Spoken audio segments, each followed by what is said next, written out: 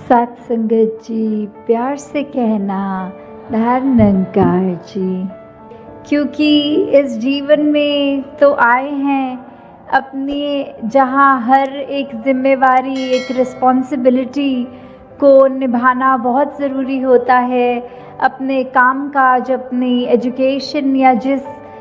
पड़ाव पे भी उम्र के जो भी उस तरह से एक कार्य है करने वाला, उससे जिम्मेवारी से पीछा नहीं छोड़ना है। वो करते हुए अपने जीवन में भक्ति को साथ साथ रखना है। तो ये संभव कैसे हो पाएगा कि अगर हम ये अपने दिन को, जैसे एक हमारा डेली एक दिनचर्या होती है, उसमें भक्ति को कैसे डालना है। तो बात सिर्फ यही है कि एक अगर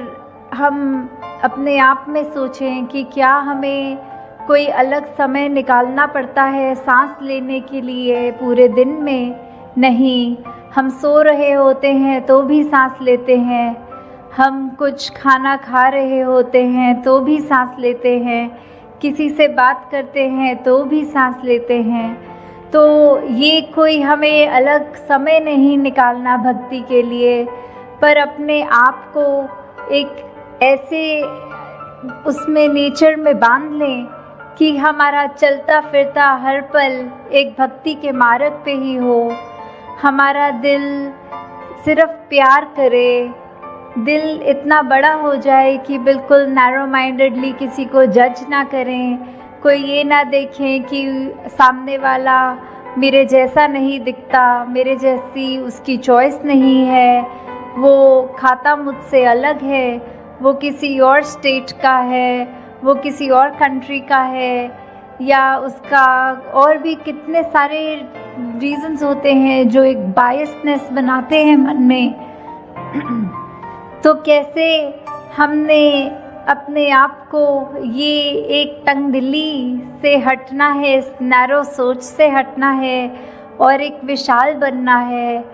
जैसे जैसे हम अपने जीवन में अपने मन को और विशाल बनाएंगे, तो वैसे ही हमारे अंदर से सिर्फ एक हमारे मन के अंदर एक अच्छे गुण रह जाएंगे, सद्गुण रहेंगे और दुर्गुण निकल जाएंगे। तो उसको भी जो अचीव करना है, तो वो एक मार्ग है जो युगों युगों से संतों ने समझाया है कि कैसे मनुष्य ये काम करना है। ये इतना आसान भी नहीं कि अगर कोई कुछ बुरा भला बोल जाए तो उसको कड़वा घूंट की तरह ऐसे पीना है और उसको रिएक्शन में कुछ उल्टा नहीं बोलना। तो ये उस समय एक कैसा होता है, तो वो एग्ज़ाम्पल भी है कि अगर आप एक किसी बोरी में अगर आटा रखेंगे तो वो बोरी में कहीं पे भी चाकू मार के देख लें तो सिर्फ वो आटे का पाउडर ही गिरेगा। तो भाव ये कि जो हमारे अंदर है वही तब निकलता है जब वो रिएक्शन की बात आती है। तो अगर हम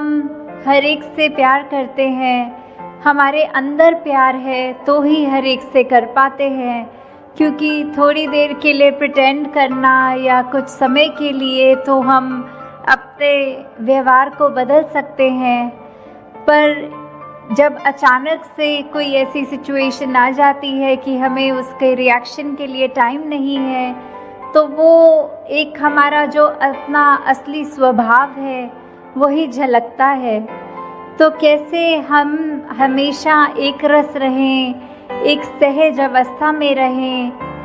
ये तभी होगा जब हम ये जानकारी प्राप्त करेंगे कि हम क्या हैं, हम इस दुनिया में क्यों आए हैं और दुनिया में रहते हुए क्या करना है।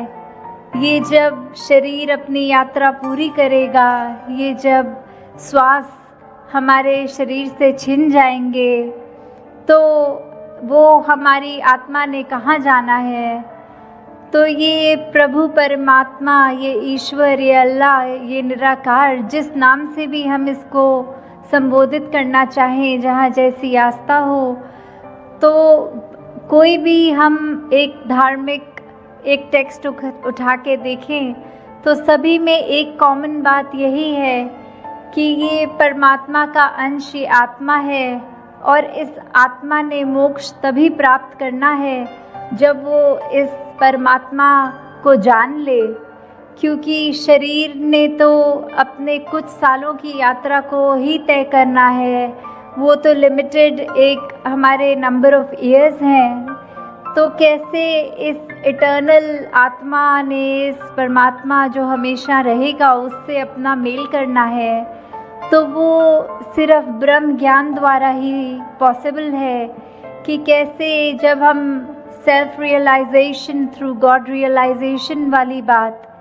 कि अपनी असली पहचान, अपना असली अस्तित्व हमें कैसे पता लगेगा, वो इस परमात्मा की जानकारी से। क्योंकि ये आत्मा जब इस शरीर में है तो इतने सालों से रहने के बाद वो अपने आप को शरीर ही मान बैठती है, पर ये तो उससे बहुत एक ऊंची अवस्था की है। शरीर ने तो जल्दी साथ छोड़ना है और ये आत्मा तो हमेशा रहेगी। तो कैसे उस मृत्यु के बाद भी ये जो एक मुक्ति वाली बात आती है, तो जब हम इस परमात्मा का, इस निराकार का एहसास अपने जीवन में रखते हैं, पल पल रखते हैं, तो अपने आप ही एक संतमति वाली बात हमारे अंदर रहती है। जब ये एहसास होता है कि परमात्मा हमारे अंग संग है, हमारे बिल्कुल इतने नज़दीक है जितनी ये आईलैशेस भी, ये पलकें भी हमारी आँख से हैं, तो उससे भी ज़्यादा नज़दीक तो ये परमात्मा है, हमारे अंदर परमात्मा है। हमारे अंग संग हम किसी व्यक्ति से बात भी कर रहे हैं तो सामने वाले में भी वही परमात्मा है। तो जब एक ये पता लग जाता है कि एक अगर पिता ही एक है, तो फिर बच्चों के बीच में वो नफ़रत किस बात की। तो कैसे एक ये यूनिवर्सल ब्रदरहुड, एक ये ग्लोबल विलेज वाली बात जो आती है, तो वो कैसे उसका एक असली रूप हम कैसे बना सकते हैं, वो हमारी सोच से, हमारे दिल से ही होगा। उसकी शुरुआत हमसे ही होनी है कि ये वर्ल्ड विदाउट वॉल्स है, एक संसार जो इतना सुंदर है। हमारा एक कर्तव्य है कि इस संसार में आए हैं, तो जब इस संसार से रुखसत हों, तो जिस कंडीशन में ये हमें मिला, हमें उससे ज़्यादा खूबसूरत छोड़कर जाना है। तो कैसे हमने एक दूसरे में ये यूनिटी इन डाइवर्सिटी को अप्रिशिएट करना है और ये बिल्कुल नफ़रत का कारण नहीं बनाना। और साथ ही अपने दिल को हमने इतना विनम्र बनाना है कि कोई भी अच्छा कार्य करे तो उसका अहंकार मन में ना आए। क्योंकि एक अगर हम एक पेड़ का भी एग्जाम्पल देखते हैं, तो पेड़ अपने आप में चाहे ऊंचा है, स्टिफ है, पर उसकी डालियों में जब जब फ्रूट्स लगते हैं तो अपने आप वो ब्रांचेस उसकी थोड़ी बेंड हो जाती हैं, वो झुक जाती हैं। तो जितने हमारे अंदर गुण आए, उसका नतीजा यही होना चाहिए कि हम और ज़्यादा एक हम्बल हो रहे हैं, एक और ज़्यादा विनम्र हो रहे हैं, ना कि अकड़ में आना। क्योंकि फिर वो बात यही है कि एक सूक्ष्म सा भी अहंकार अगर हमारे अंदर आ गया तो वो फिर हमारे लिए लाभदायक नहीं है। कैसे फिर हमारे जीवन में हमने एक वही बात को याद रखना है कि ये अच्छे कार्य भी परमात्मा ही करा रहा है, तो इसका श्रेय भी इस परमात्मा को ही जाता है। तो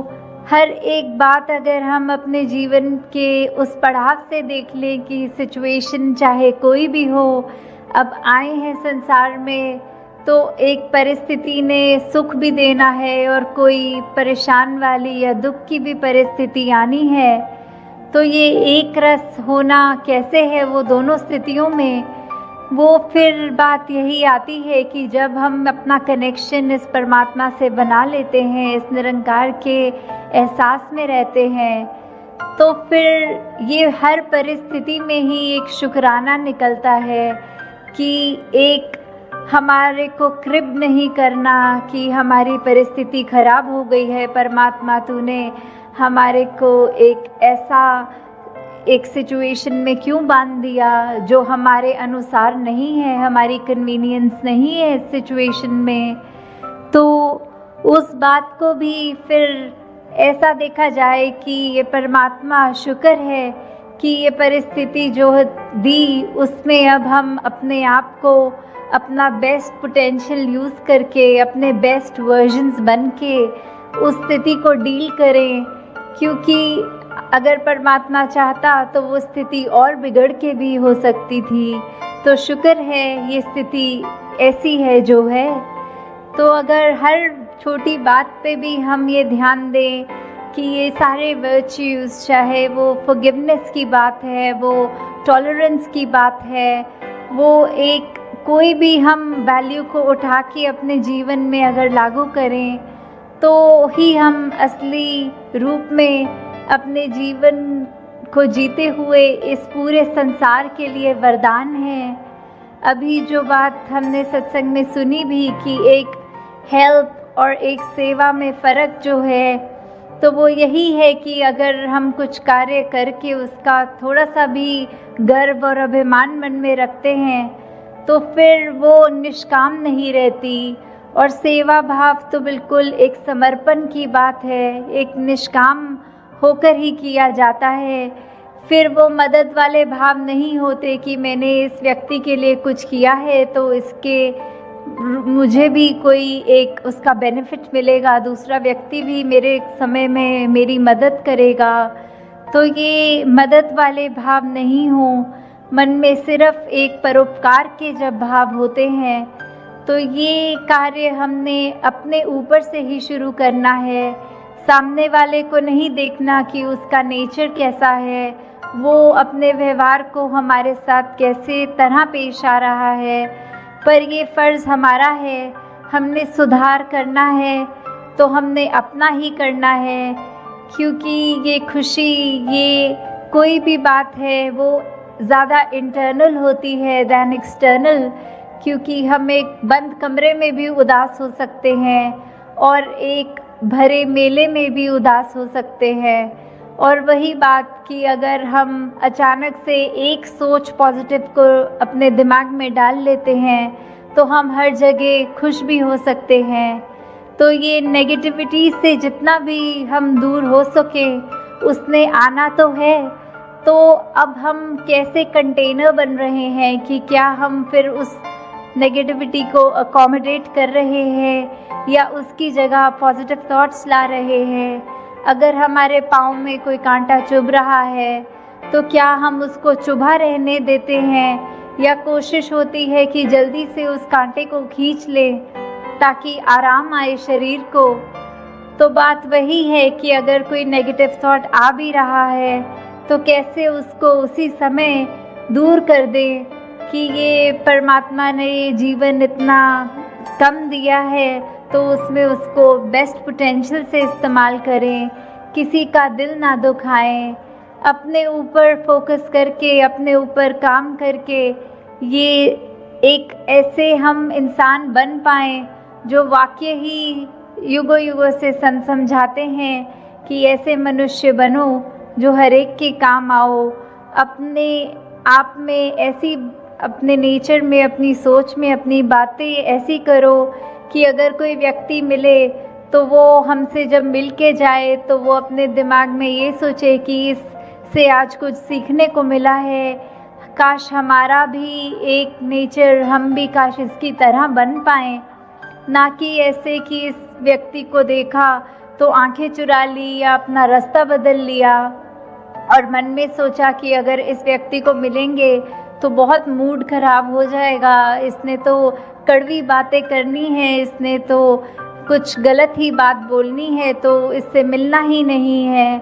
तो वो चॉइस हमारी है कि हमने अपनी इस विवेक बुद्धि से, इस चेतनता को इस्तेमाल करते हुए इस प्रभु परमात्मा निराकार के आश्रय क्या अपने जीवन में हमने सुधार करना है और क्या गुणों को अपनाना है। तो दासी और समय नहीं लेगी, 8:30 तक ही समय था और वो अब हो चुका है।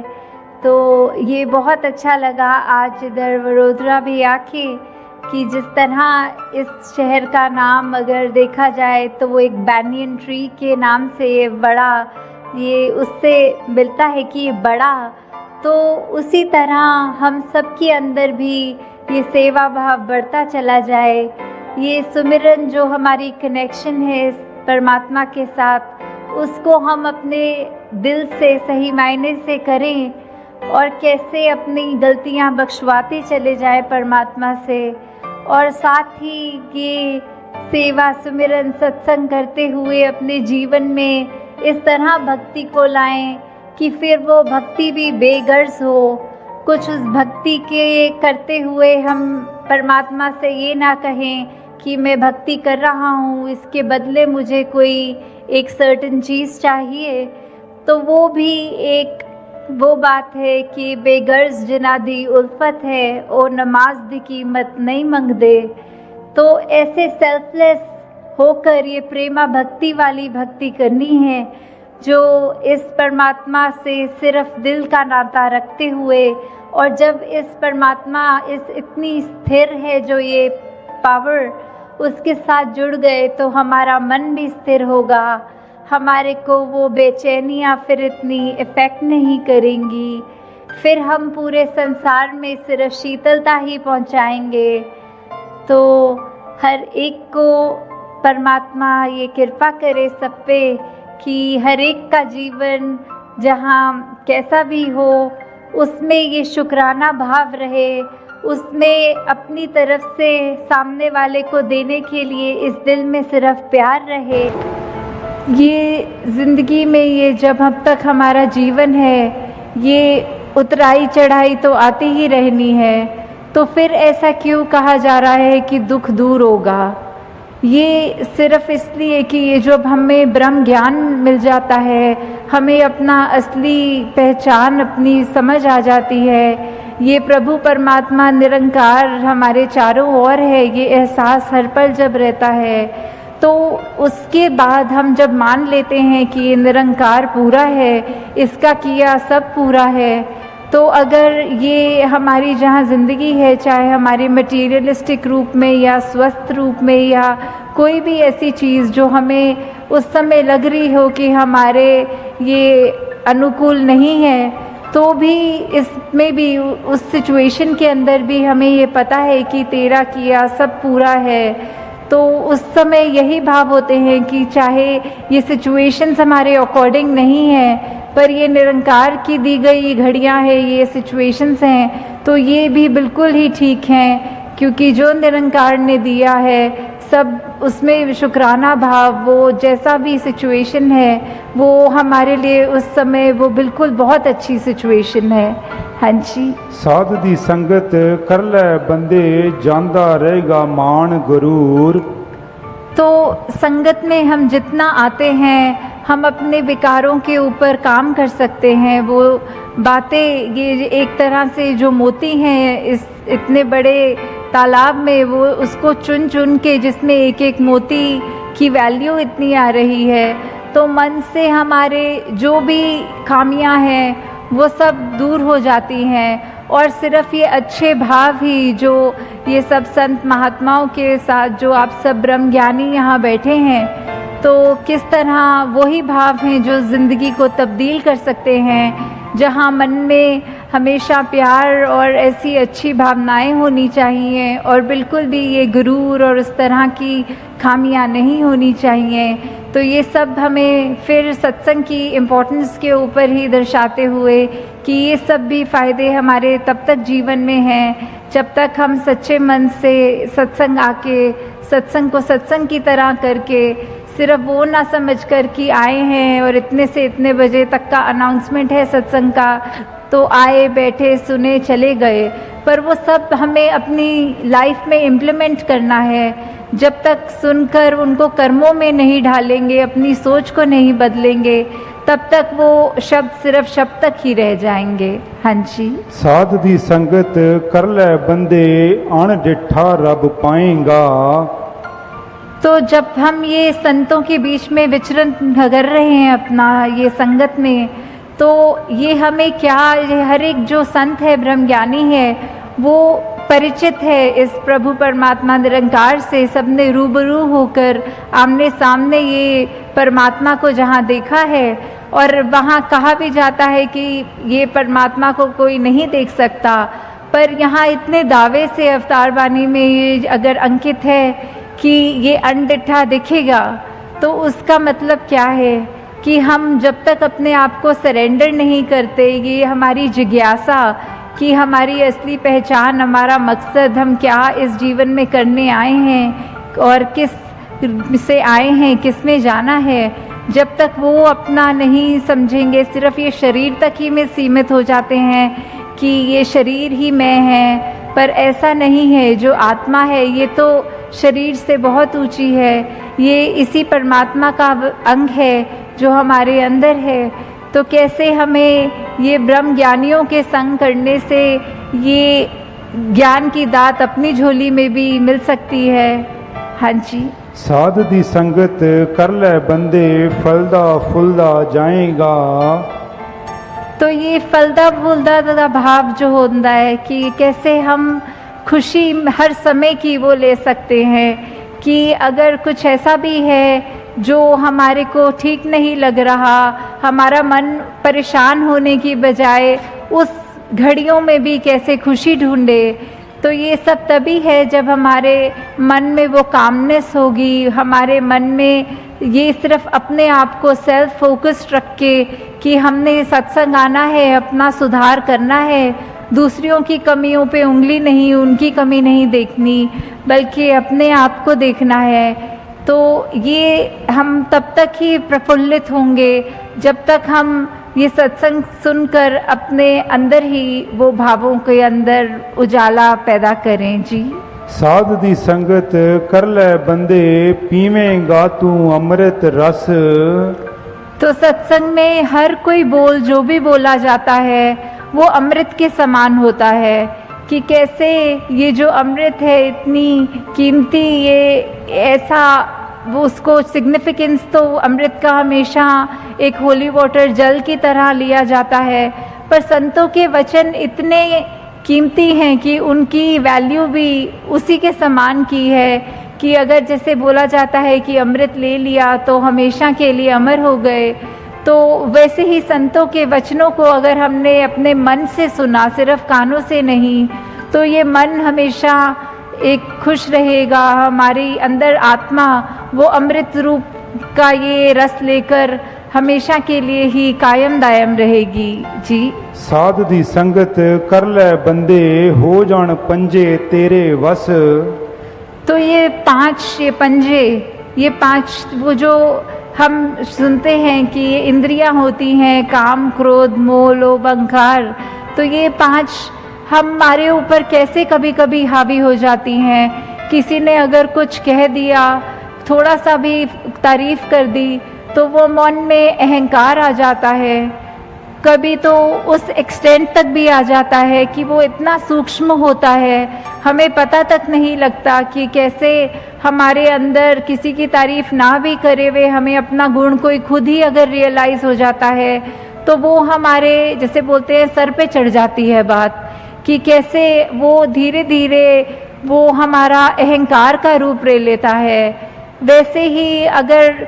किसी ने कुछ अगर बोल दिया जो हमें पसंद नहीं आई बात, तो हमारा मन कैसे क्रोधित हो जाता है। ऐसे ही ये बाकी भी जो जिक्र हुआ पांचों का, तो कैसे हमारे मन में ये अगर हम पर हावी हो रही हैं, तो हमारा बिल्कुल उसमें क्या योगदान, ये जो हमारे अंदर चेतना है हम उसको कितनी इस्तेमाल कर रहे हैं। जैसे उदाहरण के तौर पे अगर कोई बोलते हैं कि जंगली घोड़ा जो बेलगाम है वो इधर उधर भाग रहा है, पर जब उसमें लगाम लगाकर एक एडजस्ट किया जाता है अपने हाथों से, घोड़सवार उस पे चढ़कर फिर वो किसी भी डायरेक्शन में उस घोड़े को ले जा सकता है। तो वैसे ही हमने अंदर ये चाहे कितने इमोशंस हैं ये हम फील करते हैं, पर हमने इन इमोशंस के वश में नहीं होना, इन इमोशंस को अपने कंट्रोल में रखना है। और ये तभी हो सकता है जब हमें हर पल ये एहसास हो कि ये निरंकार हमारे अंग संग हमेशा हैं। तो हम जानबूझ के कोई भी ऐसी गलती नहीं करेंगे, कोई भी ऐसा भाव मन में नहीं लाएंगे जो हमको ऐसा हावी हो जाए कि हम वो जानवर रूप ले लें, एक इंसान के शरीर में होके मनुष्य तन जो इतने दुर्लभ होता है, उसके बावजूद अगर हम ऐसे अपने अंदर डाल देते हैं, ये इनको हावी होने देते हैं, तो ये हमेशा ये एहसास रहे, ये भय रहे कि ये परमात्मा ने जिसने हमको ये शरीर बख्शा है, इसकी सोच, इसके इमोशंस जो बच्चे हैं, वो हम नेगेटिव की बजाय अपने आप को एक पॉजिटिविटी की तरफ ले जाएं। जी। साध दी संगत कर ले बंदे कायम दिल दा पारा रहे। तो वही टेम्परामेंट की बात आ रही है, ये पारे की बात, कि कैसे कभी भी हमारा किसी स्थिति में जब देखकर हमारे अनुसार वो नहीं चल रही होती, तो मन इतना तंग हो जाता है कि फिर हमको अपने बोलों पे भी कंट्रोल नहीं रहता, हमारे दिमाग में इतना गुस्सा भर जाता है कि हम अपने बिल्कुल चैन गवा देते हैं और दूसरों को भी कठोर वचन बोल देते हैं। तो इस पारे को कैसे कंट्रोल करना है, वो जो सहज भाव की बात की, चाहे ये बैलेंस्ड अप्रोच हो एकदम, कि स्थिति वही बात जैसे पहले भी दासी कह रही थी कि कोई भी घटना हो रही हो हमारे साथ, कैसी भी सिचुएशन हो, तो भी एक रस ये अपने आप को बिठाकर कि मन में कि कोई बात नहीं, हमें दुख में बहुत दुखी नहीं होना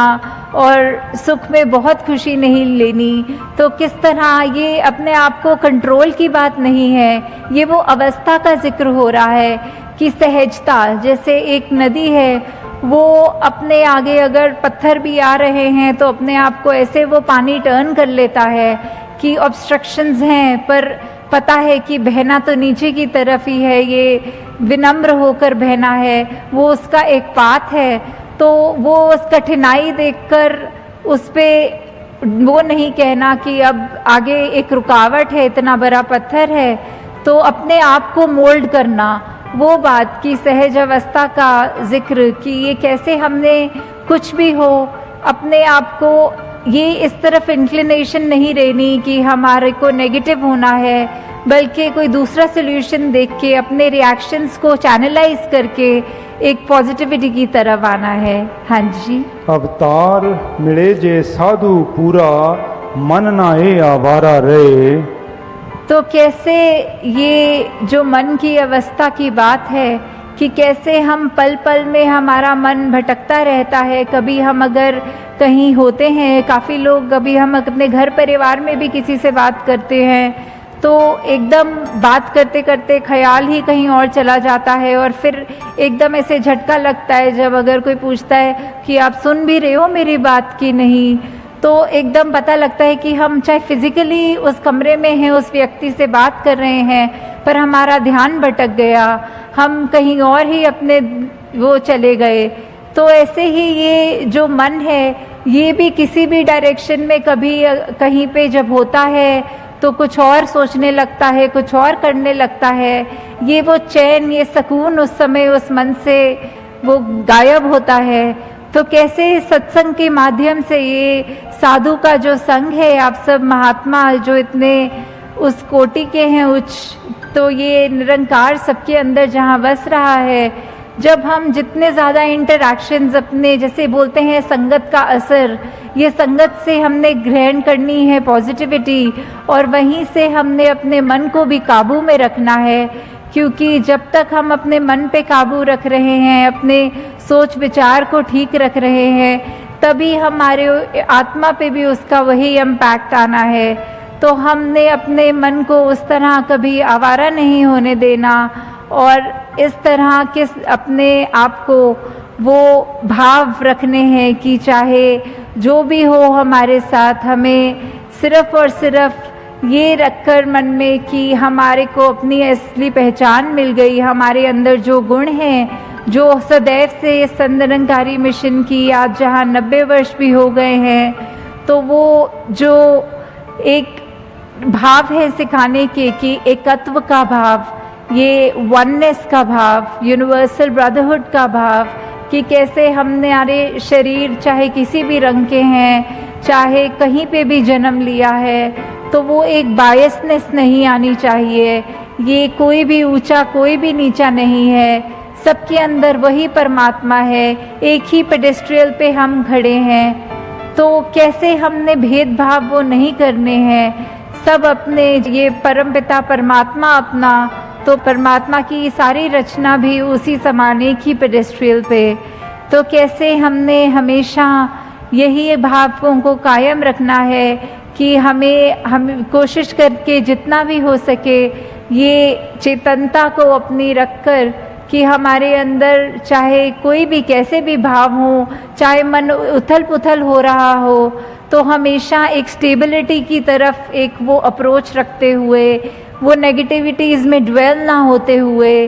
सिर्फ और सिर्फ यही देखकर कि हम जितने the more we are like God as much as we can be, जितने गॉडलीनेस अपने अंदर अपनाएं, जो गुण इस प्रभु परमात्मा के हैं, जो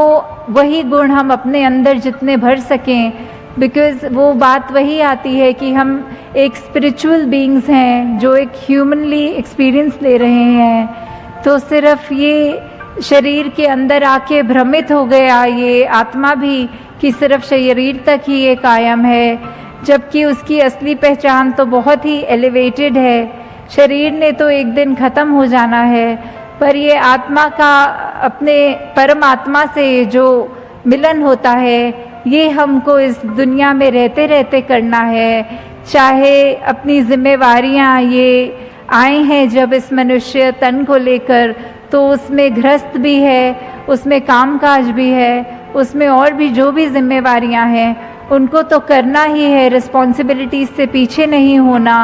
पर साथ ही साथ ये याद रखना है कि हमारी प्रायोरिटी क्या है, ये हमने जन्म क्यों लिया है, हमने अपनी आत्मा को रिफाइन करना है। ठीक है, शरीर का जहाँ ध्यान रखना है वो तो रखना ही है कि ये परमात्मा ने जो शरीर हमको बख्शा है, तो वो चाहे एक्सरसाइज का फॉर्म करे या जैसे भी, कि हमें अपने उस तन को जितना एक्टिव रखेंगे उतना ही हम वो जस्टिस कर पाएंगे कि ये हमको मिला है बीमारियों से दूर रह के। फिर भी असल बात ये है कि आत्मा का ही ये सारा खेल है, तन ने तो एक दिन ख़त्म हो जाना है, पर जब तक हमारा ये लाइफ स्पैन है, हम क्या कर रहे हैं उस तन के साथ। क्या हम, अगर कोई कष्ट है, हम अपनी सोच विचार कैसे रख रहे हैं। ठीक है, एक रिस्पॉन्सिबिलिटी अपने शरीर की तरफ कहती है कि डॉक्टर पे चले जाओ, अपनी मेडिकेशन कराओ, पर अगर उसके बाद भी ये तकलीफ़ जारी रहती है, या फिर कभी ऐसे धन की बात भी आती है कि आर्थिक वो इतनी स्टेट ठीक नहीं हो, तो भी हम अपनी मेहनत से वो गुरेज ना करें, हम मेहनत पूरी करें, डॉक्टरों पे जाएं, पर फिर भी अगर हमारा कष्ट दूर नहीं है तो उसमें हमें ये शिकवा बिल्कुल नहीं करना निरंकार से, परमात्मा से, कि हमको क्यों ऐसा कष्ट मिला, हमने ऐसा क्या किया। वो हमें शिकवा नहीं करना, सिर्फ शुक्राना करना है कि दातार, हो सकता है हमारी तबीयत और बिगड़ सकती थी, पर शुक्र है सिर्फ इस छोटे में ये तकलीफ़ काट रहे हो, इसी में ही शरीर का गुजारा हो रहा है। तो वही बात, अपने मन को भी उस तरह काबू रखना कि चाहे हम अपनी कोई खामी देखें भी तो अपने आप को इतना ना कोस लें कि एक वो डिप्रेस स्टेट में ले आए कि हमारे अंदर तो बहुत कमियां हैं, पर वो अप्रोच रख के कि हाँ, अगर हमें समझ आ गया है कि हमें अपने लाइफ के कितने एस्पेक्ट्स पे कहाँ कहाँ काम करना है, तो धीरे धीरे एक एक गुण पकड़ के उसको अपनी ज़िंदगी में उतारें। तो दासी, आप सबका और ज़्यादा समय नहीं लेना चाहती कि सब दूर दूर से भी यात्रा करके आए हैं और घरों को भी जाना है, और अभी भी कितनी संगत है जो पंक्तियों में भी है, तो सत्संग का भी समय अब हो चुका है। तो दासी, आप सबसे यही एक कामना करते हुए, आशीर्वाद अपने लिए भी लेते हुए और सब संगत के लिए, कि ये निरंकार प्रभु परमात्मा से हमारा जो एक एहसास की बात है, कि ये फीलिंग कि we are always surrounded by Nirankar, this God almighty, whichever name we want to call it by, कि हम जिसमें भी आस्था रख रहे हों, उस नाम को भी अगर लें कि वो जो शक्ति है वो हमारे साथ अंग संग है, और वो संतों ने तो युगों युगों से, चाहे कोई भी युग रहा हो, हमसे क्या चाहा है, एक इंसान होने के, एक ह्यूमन वैल्यूज़ होने के, एक इंसानी गुण हमारे अंदर होने हैं। तो हमको अपने आप पे एक ये वॉच रखनी है, ये इंट्रोस्पेक्शन करते रहना है कि क्या हम उन ह्यूमन वैल्यूज़ पे चल रहे हैं या फिर हमारा दिल और दिमाग हमें कहीं और लेके जा रहा है। तो दासी आप सबका एंड में सिर्फ ये धन्यवाद करते हुए कि इतने इनकन्वीनियंस भी चाहे हुई होगी दूर दूर से आने में, तो भी आप सब ये समय निकाल के सत्संग को दे रहे हैं, जो उसी के साथ साथ सेवा और सुमिरन भी कर रहे हैं। तो दातार कृपा करे सभी पर कि चाहे ये जो भी तन मन धन सब परमात्मा का ही है और वो उसी काम आए, दूसरी नेगेटिव काम किसी ना आए। तो इन्हीं शब्दों से दासी आप सबसे आज्ञा लेगी। साथ संगत जी, प्यार से कहना, धर्म निकार जी।